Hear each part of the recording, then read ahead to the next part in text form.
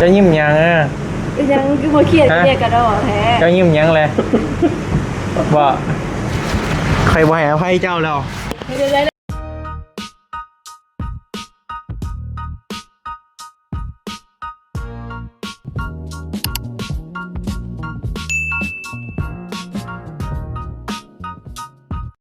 โอเคพ่อพี่น้องทักทายสบายดีเด้อพ่อพี่น้องทักทายสบายดีกันบรรยากาศทรงบ่ายๆเนาะพอดีหลังจากที่ว่าบอบบี้กลับจากเพื่อนน้องโบก็เลยพากันมาแหวะอเมซอนมาถ่าอ้ายเนาะเพราะว่าจะมารวมตัวกันอยู่นี่พ่อพี่น้องพอดีมากับเอื้อยบอบบี้ก็ขี่รถมานำกันก็ยังบ่ทันเว้ายังกันไลน์ได้พ่อพี่น้องยังเครียดเอื้อยอยู่ เด้คนไปนั่งอยู่นั่นโอเคเดี๋ยวมาถ่ายอ้ายนี่แหละพ่อพี่น้องตอนนี้ก็ยังมาบ่ทันครบคนเด้อพ่อพี่น้องเด้อจะยิ้มยังยังคือบ่เครียดเครียดกระดอแท้จะยิ้มยังเลยบ่ใครบ่ให้อภัยเจ้าแล้วไม่ได้แล้วยังเสียอภัยน่ะฮะเจ้าต้องซื้อรถอีมอมให้ก่อนเฮ็ดได้นี่ให้ FC คอมเมนต์ได้บ่ให้ FC ออกคอมเมนต์ได้บ่เอาคอมเมนต์เอาได้ค่อยบอกเจ้าว่าอย่าไปยังห้ามบ่ฟังเนาะเด้ได้ค่อยเฮ็ดได้จะไปเฮ็ดหยังแหละข้อยก็อยากไปหาเบิ่งนี่แหละเนาะว่าเขาเป็นกันจังได๋นะเข้าใจแต่มันบ่มีหยังเลยเด้คันมันเป็นหยังมาเด้ซะข่อยสิให้อภัยข่อยเองได้อยู่บ่คือสิตลอดชีวิตข่อยให้อภัยข่อยเองบ่ได้แหละถ้าเป็นหยังมาบ่ได้กับทีมงานเขาก็เซฟข่อยอยู่ได้เซฟบ่แล้วเอากับอันอายุคือเขาบอกจันบอกบุญบอกเตียงกะโอ้ยเนาะเซฟเลยสิเซฟแบบไรเลยน้ำเนาะโอ้ยพี่น้องเบิ่งน้ำปั่นไปแห้งๆเนาะโดดลงไปจ้องน้ำกับท่านเฮือกับไว้ดิบอบบี้ดึงแคนมันไว้แล้วโอ้ยวะยาแล้ววะแบบไปวุดเลยคิดหัวใจแบบตกลงอยู่ตีแบบโบม่วนเลยนะมือว่านนี่พี่น้องแจกเครื่องปกติกับม่วนดีๆแต่เป็นของนางคู่มาแฮปปี้มานางคู่มานางคู่วะนางคู่มะมันมีคาดังกล้องไงกล้องน้าเลยมาจับกล้องน้ามาสบายดีเด้อโดยสบายดีเนาะมีกรรมการมาแล้วโอ้เห็นได้81ขึ้นดื่มแล้วเห็นได้คลิปได้นี่พี่น้องเลยเนาะท่านได้สบายดีเด้อยังบ่ได้อันนั้นก็จะเครื่องยังบ่ได้พ่วงกันจะเถื่อได้นี่ครั้งแรกได้นี่ครั้งแรกกันสิให้มาเป็นกรรมการยังเนาะวันนี้พี่น้องเลยเอามือว่านี่เด้เนาะ81เครื่องดื่มได้เลยเด้อให้เจ้าเด็กน้อยแหละ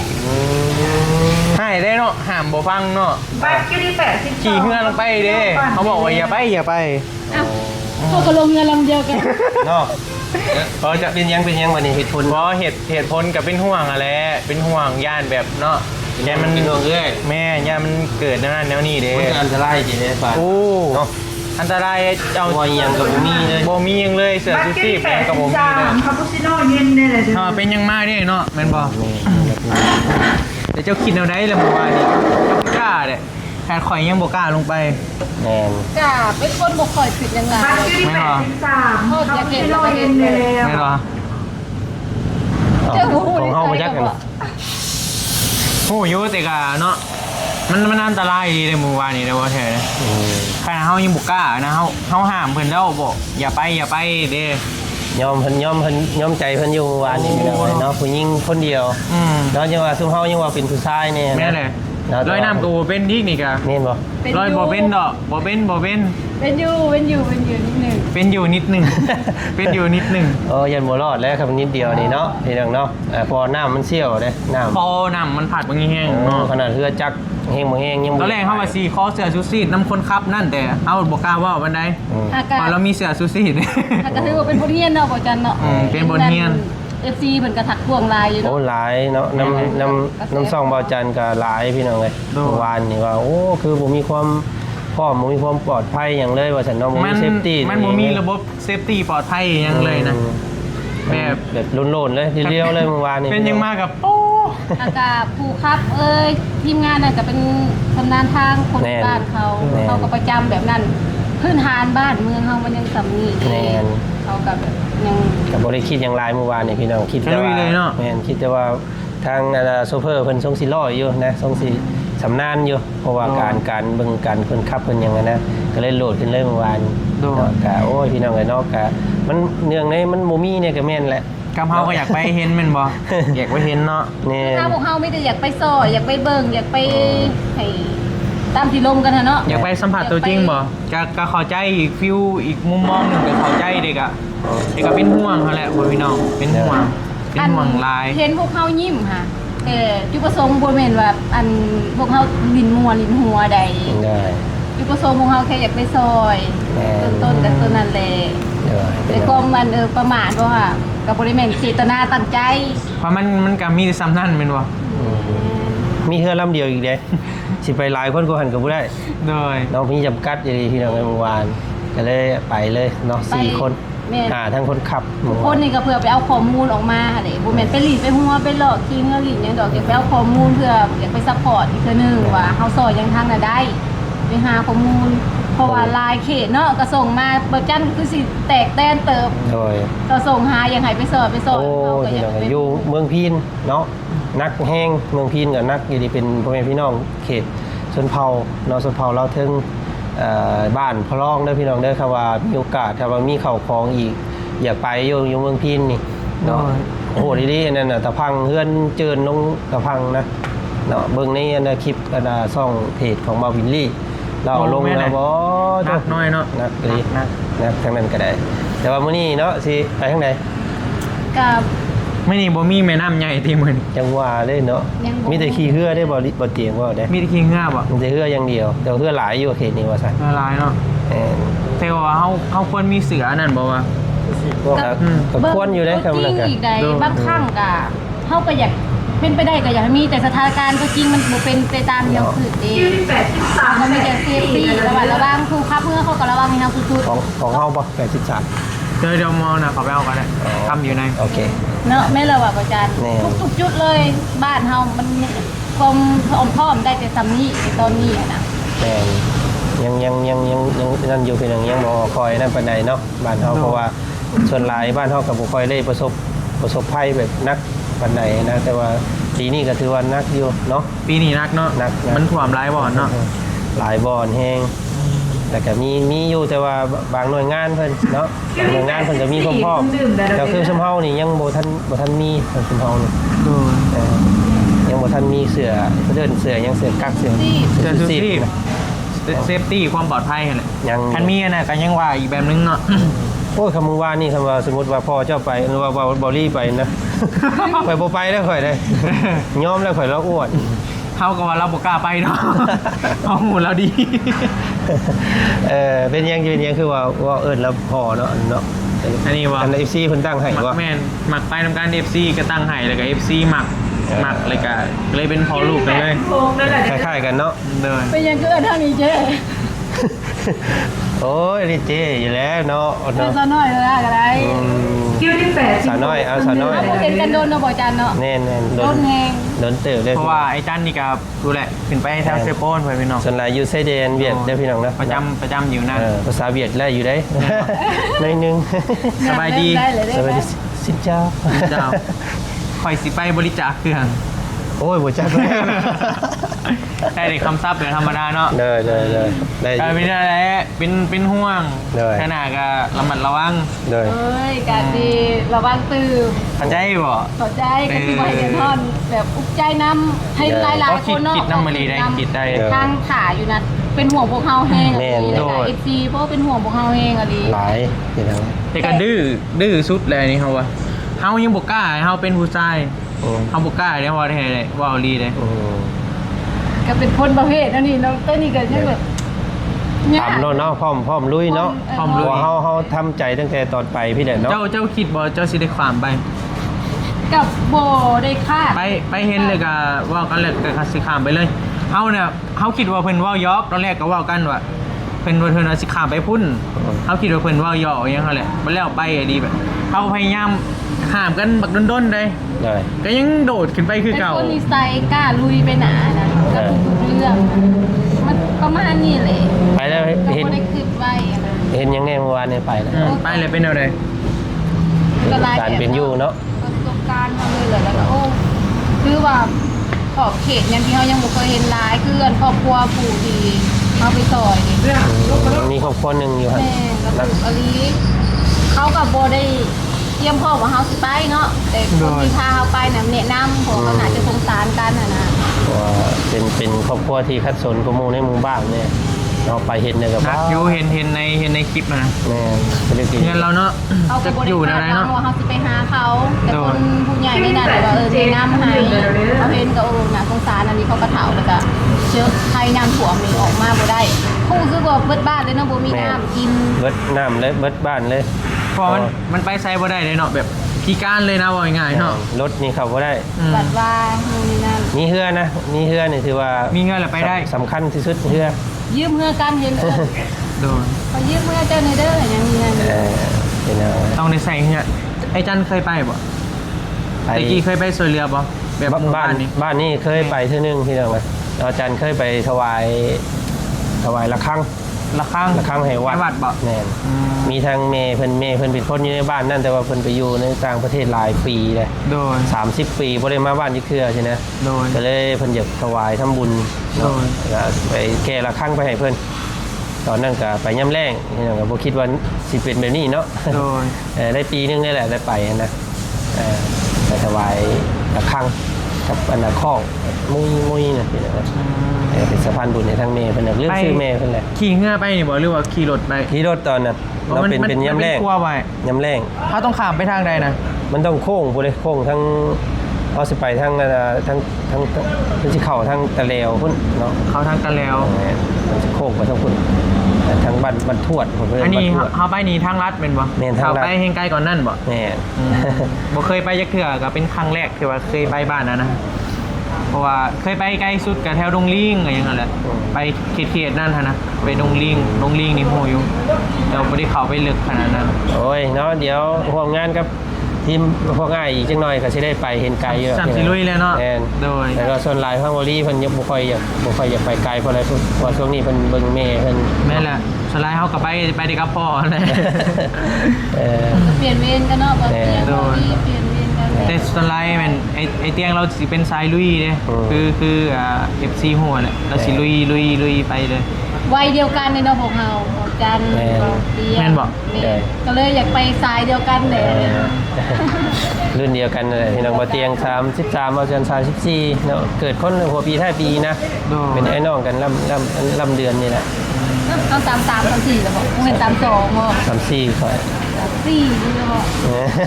ตาม4แล้วบอกเนี่ย เกิด92เลย โอ้แบบ แจ็คปี้เลย จันลื่น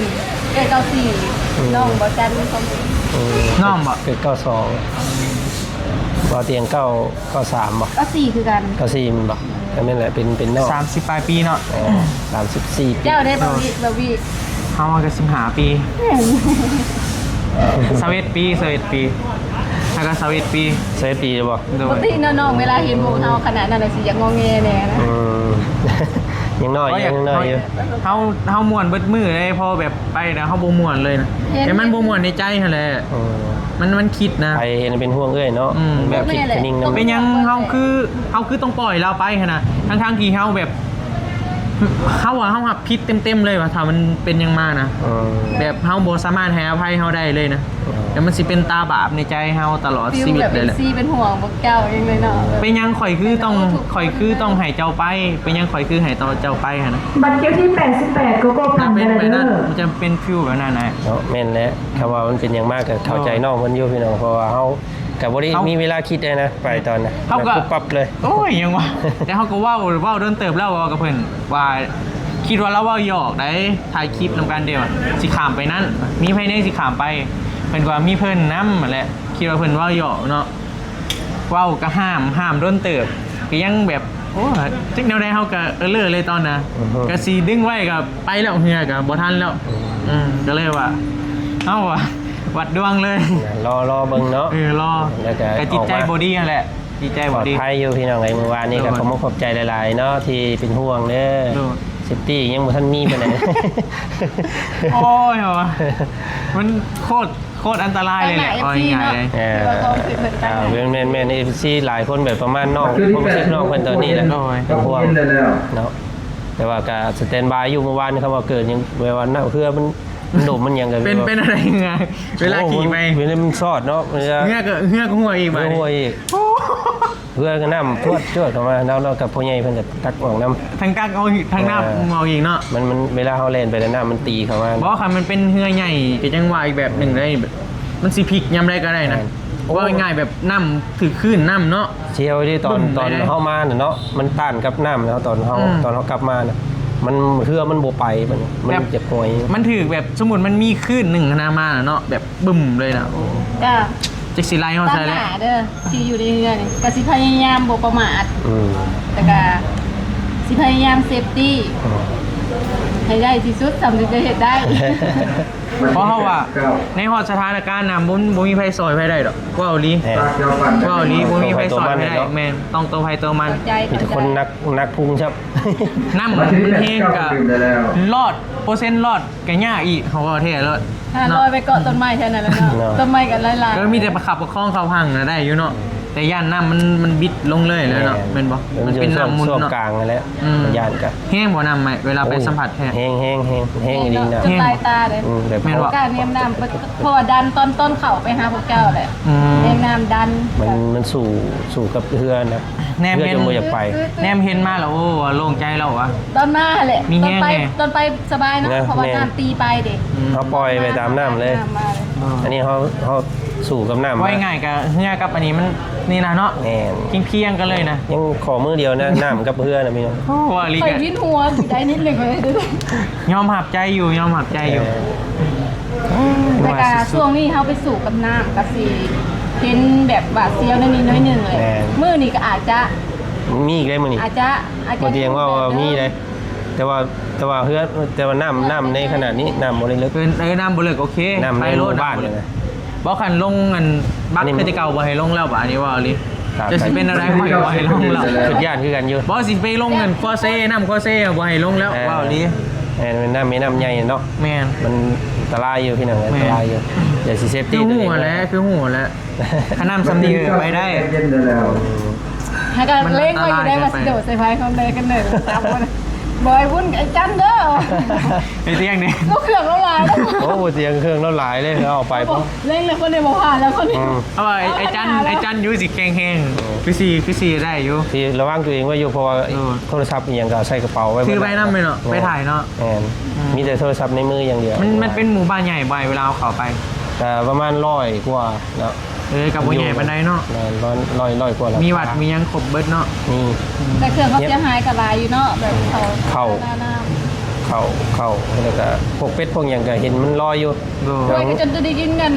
หญ้าในน้ำเนาะ กล้วยก็มุดน้ำกินหญ้ากล้วย ก็รีบอ่ะ อีหลีได้เห็นเบิ่งในคลิปเนาะ